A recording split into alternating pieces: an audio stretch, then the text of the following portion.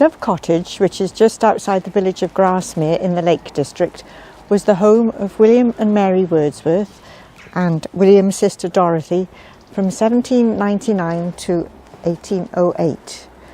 And during their time at Grasmere, Dorothy kept a journal and often described their walks from Grasmere to Rydal. August the 29th, Friday evening. We walked to Rydal to inquire for letters.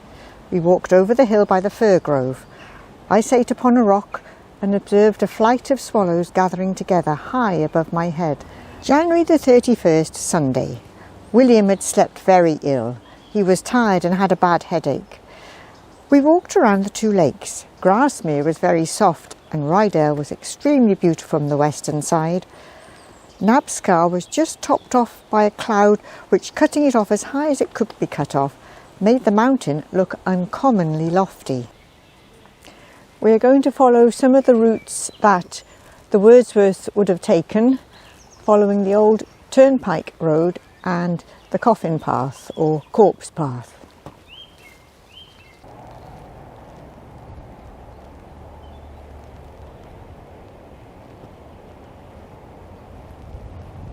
We are in John's Grove, Ladywood, which was a favourite spot of William's seafaring brother John, who he described as a silent poet, pacing to and fro the vessel's deck.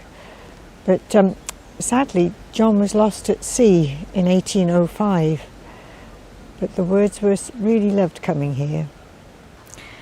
When, to the attractions of the busy world, preferring studious leisure, I had chosen a habitation in this peaceful vale, sharp season followed of continual storm in deepest winter, and from week to week pathway and lane and public road were clogged with frequent showers of snow.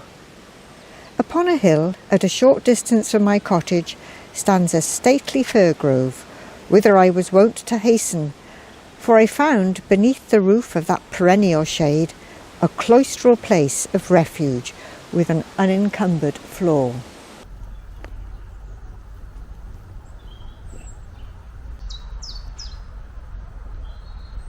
This was a favourite place of Sarah Hutchinson, Wordsworth's sister-in-law, with whom Coleridge was infatuated, and it was called the Wishing Gate. And Wordsworth wrote about it that in the Vale of Grasmere, by the side of the old highway leading to Ambleside, is a gate, which time out of mind has been called the Wishing Gate, from a belief that wishes formed or indulged there have a favourable issue. Dorothy called it Sarah's Gate, and she writes in her journal on the 31st of October 1801, William and Sarah went to Keswick. Mary and I walked to the top of the hill and looked at Rydal. I was much affected when I stood upon the second bar of Sarah's Gate. The lake was perfectly still, the sun shone on hill and vale, the distant birch trees looked like large golden flowers. Nothing else in colour was distinct and separate, but all the beautiful colours seemed to be melted into one another and joined together in one mass, so that there were no differences, though an endless variety when one tried to find it out. The fields were of one sober yellow-brown. Now this gate is not the original, but the stone gate posts almost certainly are.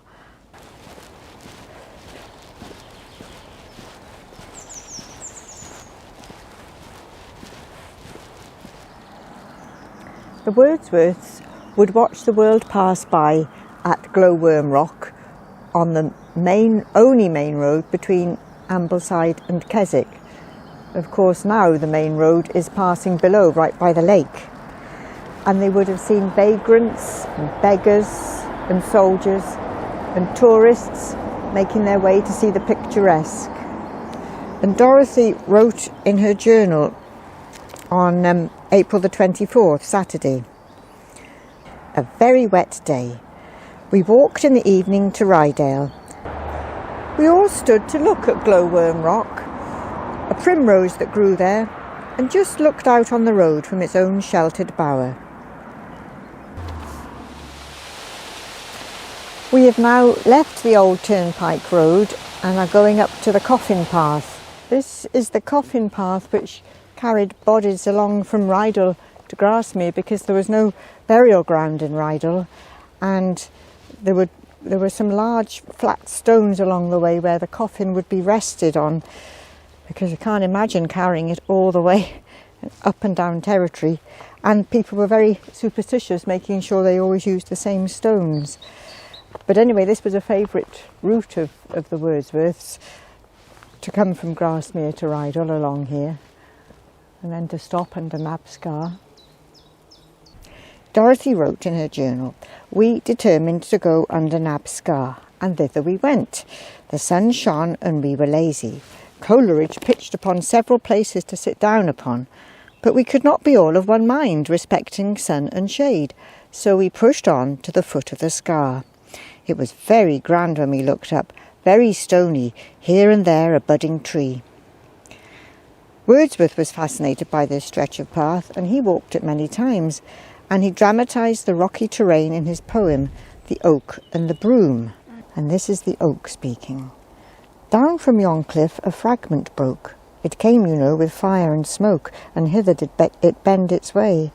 This ponderous block was caught by me, and o'er your head, as you may see, 'tis hanging to this day."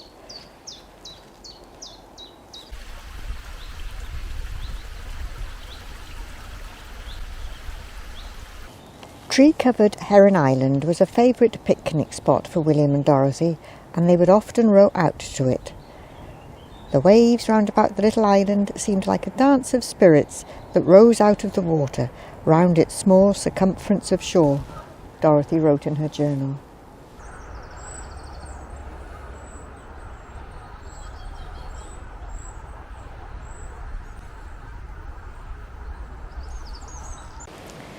On the lake edge is Dove Cottage, once home to Thomas de Quincey and then to Hartley Coleridge, the son of Samuel Taylor Coleridge.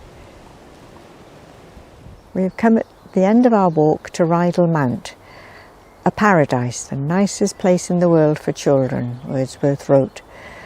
And here the Wordsworths moved in 1813 and stayed here until their respective deaths. Here Wordsworth became the distributor of stamps, and his fame began to spread after his publication of his tour of the lakes. Rydal Mount has an unmatchable location. Wordsworth wrote in his memoirs, "I observe upon the beauty of that situation as being backed and flanked by lofty fells, which bring their heavenly bodies to touch, as it was, the earth upon the mountain tops, while the prospect in front lies open to a length of level valley, the extended lake, and a terminating ridge of low hills."